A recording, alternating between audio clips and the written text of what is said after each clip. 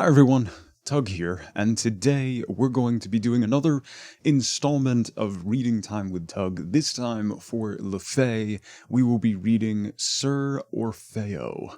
So saddle up and let's go for a historical ride.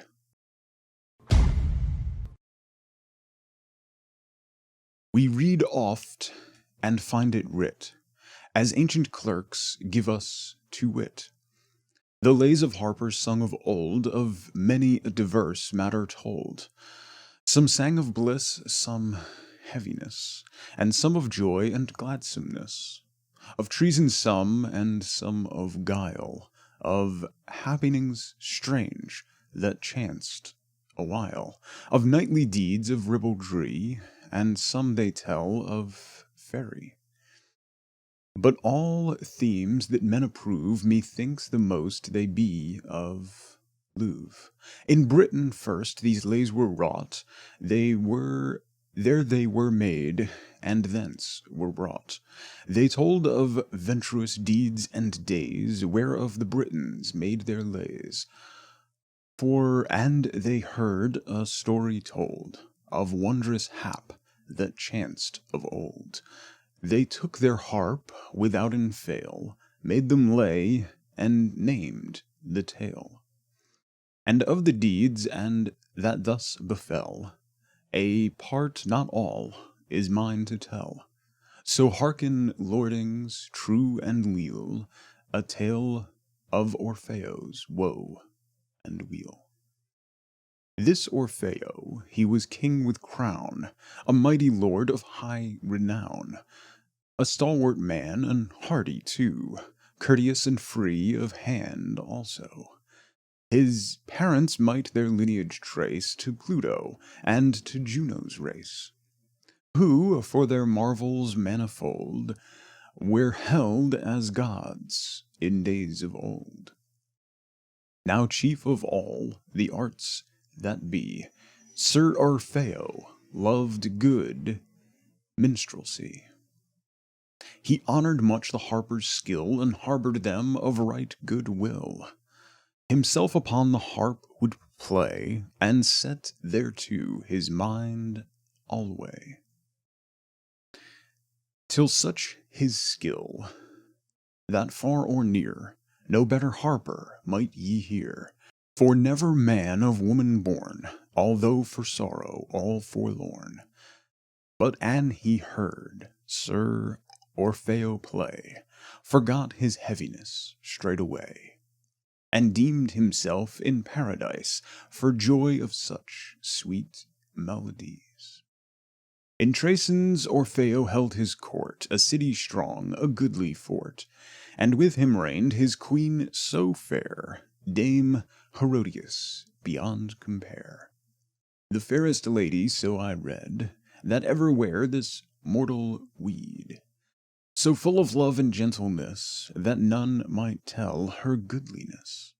It was coming in of May, when gay and gladsome is the day, banished the chilly winter's showers, and every field is full of flowers, when blossoms decked the bough so green, and every heart is glad, I ween, that Herodias the queen was fain to take unto her maidens twain, and go forth on a morning tide for pastime to an orchard side, to hear the birds sing loud and low, and watch the blossoms bud and blow. And there they sat them down all three, beneath a spreading elder tree. And as they sat in shadows green, a slumber deep o'ertook the queen, that sleep her maidens dare not break, but let her lie, nor bade her wake. And so she slept the morning through, until the day to even drew. But when she woke, ah me, the change! Strange were her words, her actions strange. She wrung her hands and tore her face, till that the blood ran down apace. Her goodly robes she soon had torn, as if of sense she were forlorn. Affrighted were those maidens twain, back to the hall they ran amain, and of their lady's woeful plight they told each a gallant squire and knight. And aid to hold the queen they sought, for sure they deemed her all distraught. Forth run the knights, the ladies run, full 60 maids, if ever a one. Swift to the orchard shade they hie, and take their queen up speedily. They bear her to her couch at last, and there by force they hold her fast. But she crieth what no man understands, and will up and away from their holding hands. Straight to the king they brought the word. 'Twas the sorriest tidings he ever heard. 10 of his knights he called that hour, to get him his lady's bower. He looked on the queen right woefully, and spake, Sweetheart, what aileth thee?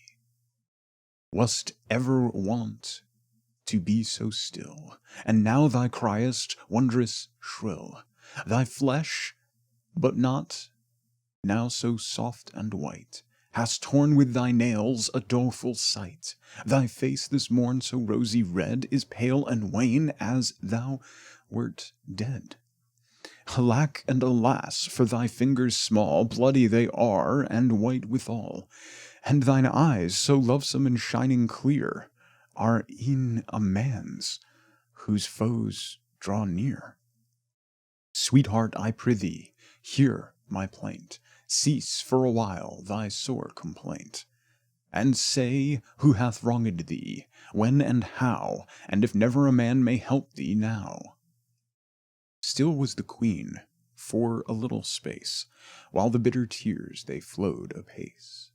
And she spake to the king with voice so drear, Alas, Sir Orfeo, lord, most dear, since first the day we wed were fain, no word of wrath chanced between us twain. But I, thy wife, have loved thee, even as my life, as thou hast me. But now we must part, ah, woe the day! Do what thou wilt, for I must away. Alack, quoth the king, forlorn am I. Where goest thou, sweeting, to whom and why? Whither thou goest, I go with thee, and where I may be shalt thou bide with me. Nay, sir, nay, 'tis an empty word, for hearken and hear what hath chanced, my lord. As I lay but now by our orchard side, and slumbered away the morning tide, there came 2 gentle knights to me, armed at all points as knights should be, and bade me come, nor make delay, to speak with their lord the king straightway. But I answered back in queenly mood, I might not, and would not, if I could.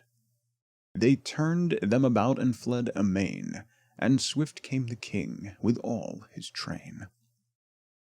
100 knights, I wis, had he, and 100 maidens fair to see.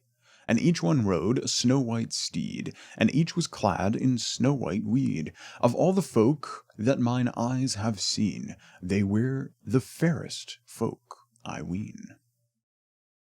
The king ware a crown upon his head, but it was not wrought of gold so red, nor of silver, but eke of precious stone. Bright as the noonday sun it shone, and even as he came, without yea or nay, needs I must ride with him straightway. And I would or no, I must with him ride. He gave me a palfrey by his side, and he brought me unto his palace fair, builded and garnished beyond compare. He showed me castles and goodly towers, rivers and forest meads with flowers, and many a goodly steed and tall. Then he turned again from his castle hall, and brought me back to my orchard tree, and spake in such wise as I tell to thee. Lady, tomorrow I bid thee be here on this spot, neath this elder tree.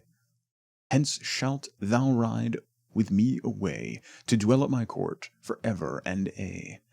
And if thou delayest, or do my will, or here or there, it shall be thine ill. For no man may help thee, or hold thee now.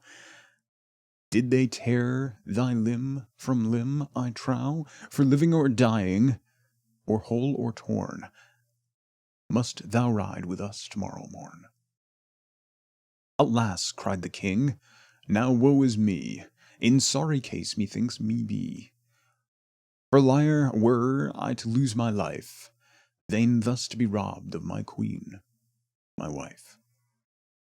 Counsel he craveth, and in his need, but no man knoweth a fitting rede.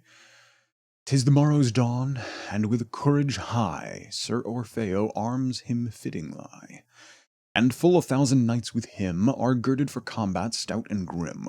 Forth with the queen they now will ride to the elder tree by the orchard side, and there in its shadow they take their stand, and a shield wall build on either hand. And each man swayeth, he here will stay, and die here his queen bereft away. Yet even as their lips might form the vow, the queen was gone, and no man knew how. For the fairy folk they have cast their spell, and whither they bear her no man may tell. Oh, then there was a wailing, I ween, and woe, to his chamber straight the king doth go. He casteth him down on the floor of stone, and maketh such dole as such bitter moan.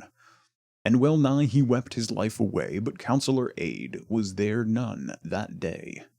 Then he bade his men come one and all, earls and barons and knights, to his council hall. And they came, and he spoke, "My lords so dear, I take ye to witness before me here. I give my high steward and seneschal the rule of my lands and kingdoms all. I will have him stay in this my stead, and rule the land even as I were dead. For since I have lost my wife the queen, the fairest lady this earth hath seen, to dwell in the wilderness I am fain, and look on no woman's face again. But to spend my days for evermore with the beasts of the fields in the woodland hoar. And when ye know my days be done, then come ye together every one, and choose you a king. Now I go my way, do with my goods as best ye may." Then a voice of weeping rose in the hall, and a bitter cry from one and all. Scarce might they speak, or old or young, for fast-flowing tears that chained their tongue. But they fell on their knees with one accord, and they prayed, and so it might please their lord, that he should not thus from his kingdom go. "Go to," he quoteth, "it needs to be so." Thus Sir Orfeo forth would fare, only a staff in his hand he bare. Neither kirtle he took, nor hood, shirt, no other vesture good. But alway he took his harp in hand, and gat him barefoot out of the land. Never a man might with him go. Alack, I was weeping, I ween, and woe. When he, who aforetime was king with crown, passed as a beggar out of the town. By woodland and moorland the king hath passed, to the wilderness is he come at last. There findeth he naught that his soul may please, but ever he liveth in great misease. He that was wrapped in fur withal, and slumbered soft neath the purple and pall, on the heather he now must rest his head, with leaves and grass for covering spread. He that had castles, halls with towers, rivers, forests, and fields with flowers, must make his bed neath the open sky, through snow and freeze right piercing lie. Once knights and ladies a goodly train, to do him service were ever fain. Now none are waiting to please the king, but the worms of the woodland, coil and spring. He that erstwhile might take his fill of food or drink as should be his will, now must he dig and delve all day for the roots that may scarce his hunger stay. In summertime hath he fruit to eat, the hedgerow berries, sour and sweet, but in winter he liveth on sore misease, on roots and grasses, and bark of trees, till all his body was parched and dry, and his limbs were twisted all awry. Dear Lord, who may tell what sorrow sore Sir Orfeo suffered 10 year and more? His beard once black is grey, I trow, his girdle clasp it hangeth low. His harp, which was wont to be his glee, he keepeth safe in a hollow tree. And when the sun shine bright again, to take his harp he aye was fain. and to temper the chords as should seem him good, till the music rang through the silent wood, and all the beasts in the woodland well, for the very joy at his feet they fell, and all the birds in the forest free were fain to seek the nearest tree, and there on the branch they sat a row, to hearken the melody sweet and low. But when his harp he laid aside, nor beast nor bird would with him abide. Oft times I ween, in the morning bright, Sir Orfeo saw a fairer sight, for he saw the king of fairies ride, a-hunting down the forest side, with merry shout and the horn's gay blast, and the bay of the hounds the hunt swept past. But never the quarry they ran to bay, and he knew not whither they went alway. In other fashion he'll come again, with a warlike host and his royal train, full 1,000 riders, richly dight, each armed as becometh a valiant knight. Of steadfast countenance tried and true, full many a banner above them flew, as they rode with drawn sword, on warfare bent, but never he wist the way they went. And then they would come in other guise, knights and ladies in joyous wise, in quaint attire of days gone by, pacing a measure, sober lie. To sound of tabor and pipe they pass, making sweet music across the grass. Again it chanced that he saw one day 60 ladies who rode their way, gracious and gay as the bird on a tree, and never a knight in that company. Falcon on hand those ladies ride, on hawking bent by the river side. Full well they know it was a right good haunt of mallard, of heron, of cormorant. But now hath the waterfowl taken flight, and each falcon chooseth its prey aright, and never a one but hath slain its bird. Then Sir Orfeo laughing spake his word: By faith, but those folk have goodly game, I will get me thither in heaven's name. Of old was I wont sport to see, thus he came to that goodly company, and stayed his steps by a lady fair. He looked on her face, and was well aware, by all tokens of truth I ween, it was Herodias, his own sweet queen. Each on the other to gaze was fain, yet never a word passed betwixt the twain. But at sight of her lord in his sorry plight, who aforetime had been so fair a knight, the tears welled forth and flowed amain. Then the ladies round they seized her rein, by force she must ride with them away, for her lord might she longer stay. Alack, quoth the king, woe worth the day! Thou sluggard death, why make delay? O wretched me, that I live, I ween, after the sight that mine eyes have seen. Alas, that I needs must live my life, when I may not speak with my love, my wife. She dare not speak to her lord so true. Now break my heart for ruth and rue. I faith, he quoth, whatever betide, whithersome those ladies ride, that self-same way shall my footsteps fare. For life or death I have little care. Then with staff in hand and harp on back, he gat him forth on the toilsome track. Nor for stock, nor for stone, will he hold him still, but goeth his way of right goodwill. Through a cleft in the rock lies the fairy way, and the king he follows as best he may. Through the heart of rock he needs must go, 3 miles and more I would have ye know, till a country fair before him lay, bright with the sun of a summer's day. Nor hill nor valley might there be seen, but level lands and pastures green. And the towers of a castle met his eye, rich and royal and wondrous high. The outer wall of that burg, I ween, was clear and shining as crystal sheen. And 100 towers stood round about, of cunning fashion and building stout. Up from the moat sprang the buttress bold, arched and fashioned of good red gold. The castle front was of carven stone, all manner of beast might ye see thereon. And the dwelling rooms within that hall of precious stones were fashioned all. The meanest pillar ye might behold was covered all over with burnished gold. Throughout the country 'twas ever light, for even when the hour was murk midnight. For those goodly jewels they shone, each one, bright as the midday summer sun. 'Twas past all speech and beyond all thought, this wondrous work that there was wrought. Sir Orfeo deemed that at last his eyes behold the proud palace of paradise. And at the gate rode the fairy train, and the king to follow them was full fain. He knocketh loudly at the portal high, and the warder cometh speedily. He asks him where he fain would go.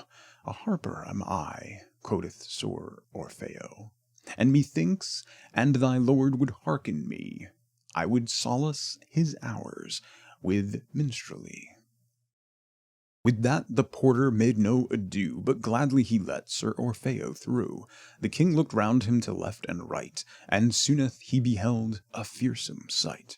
For here lay folk whom men mourned as dead, who were whither brought when their lives were sped.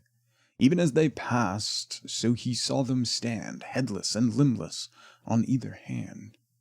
There were bodies pierced by a javelin cast. They were raving madmen fettered fast. One sat erect on his war horse good, another choked as he ate on his food. Some floated, drowned in the water's flow, shriveled were some in the flames' fierce glow, and there were those who in childbed had lost their life, some as a layman, some as a wife. Men and women on every side lay as they sleep at slumber tide, each in such a fashion as he might see, had been carried from earth to fairy. And her whom he loved beyond his life, Dame Herodias, his own sweet wife, he saw asleep 'neath an elder tree, and knew by her raiment that it was she. He looked his fill on these marvels all, and went his way to a kingly hall. And therein he saw a goodly sight. Beneath the canopy rich and bright, the king of the fairies had his seat, with his queen by his side, fair and sweet. Their crowns, their venture agleam with gold, his eyes might scarcely the sight behold.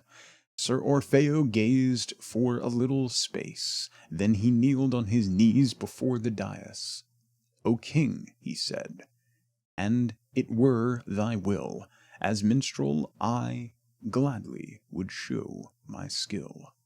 And the king he quoth, "Who mayest thou be, who thus unbidden hast come to me?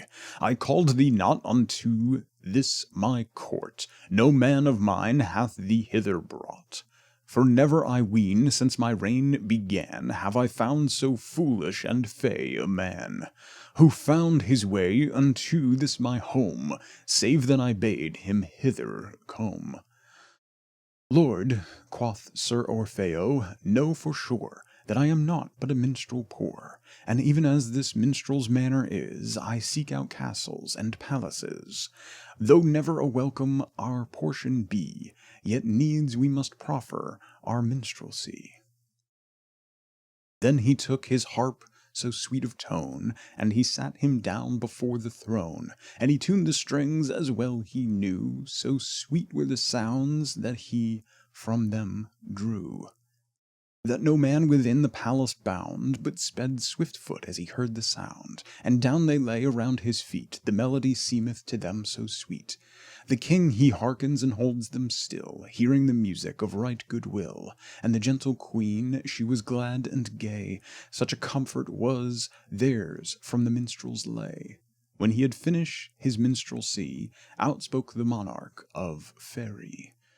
"Harper right, well vast thou played, I trow.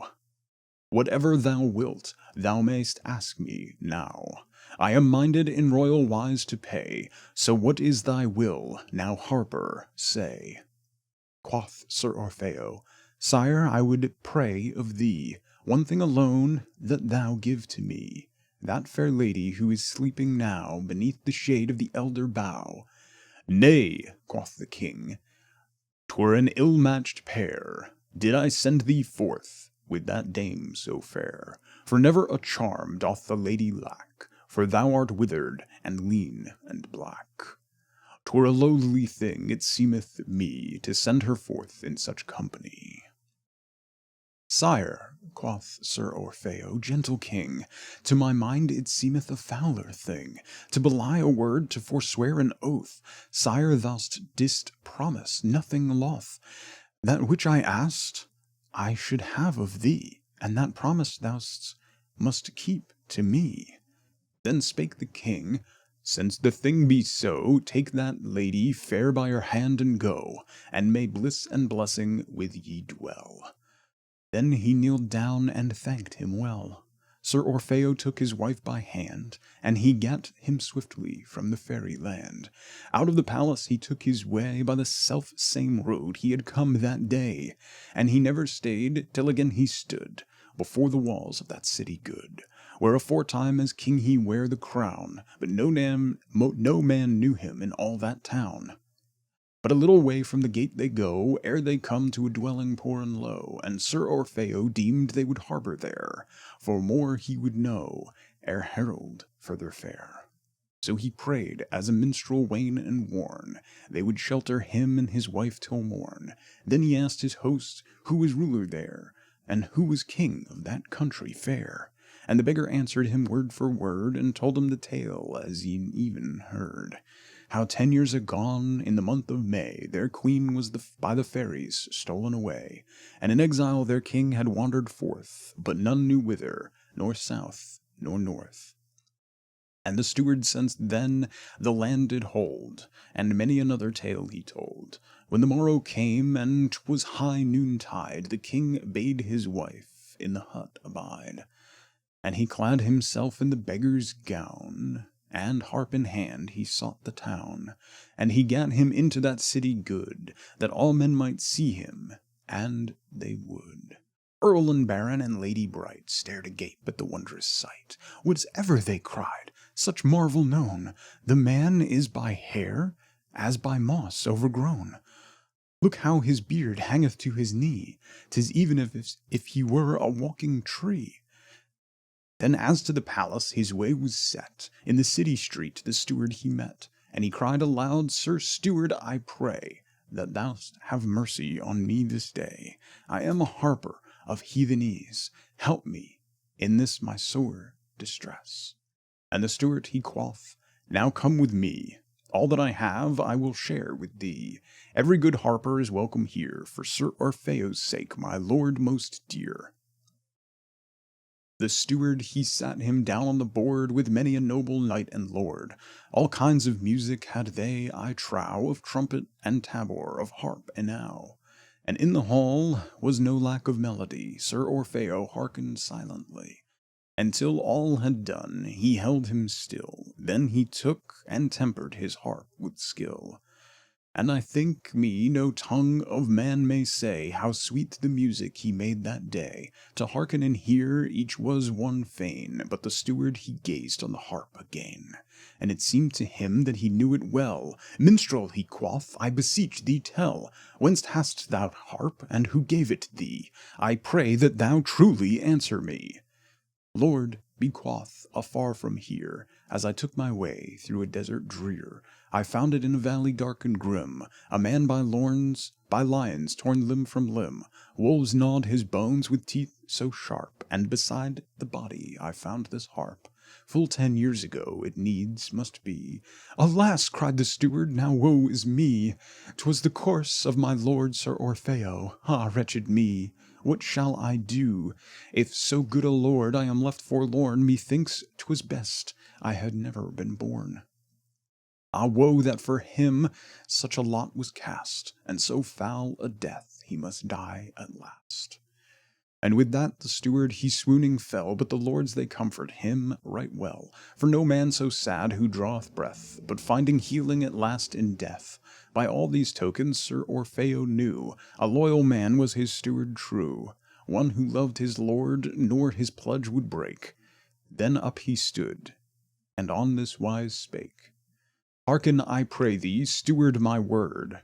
Put case I were Orfeo now thy lord. Say I had suffered torments sore in the wilderness full 10 years and more, that at last I won my queen away from the land where fairy kings hold sway, and that we had safely come, we twain, back to this city and burg again, and my wife abode with a beggar poor, while I came to my palace door, in lowly guise, thus to test thee still, and see if thou bore me right goodwill. And what I find thee so leal and true, my coming again thou shalt never rue.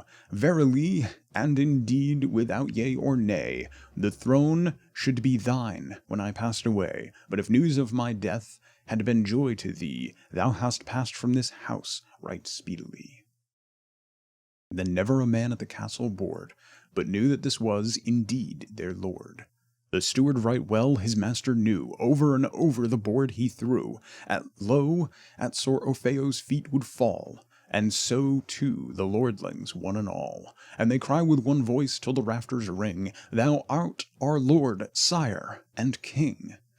Blithe of his coming they were, and gay. To his chamber they led the king straightway, and they bathed him well and trimmed his hair, and clad him in royal raiment fair, and then with solemn and stately train they brought the queen to her burg again. With all manner of music and minstrelsy, I faith there was joyous melody, and the tears of joy they fell like rain when the folk saw their king and queen again. Now is Orfeo crowned once more, I wis, with his lady and queen, Dame Herodotus. And many a year they lived these two, and after them ruled the steward so true. Harpers in Britain, as I was told, heard how this marvel had chanced of old, and thereof they made a lay so sweet, and gave the king's name as was meet.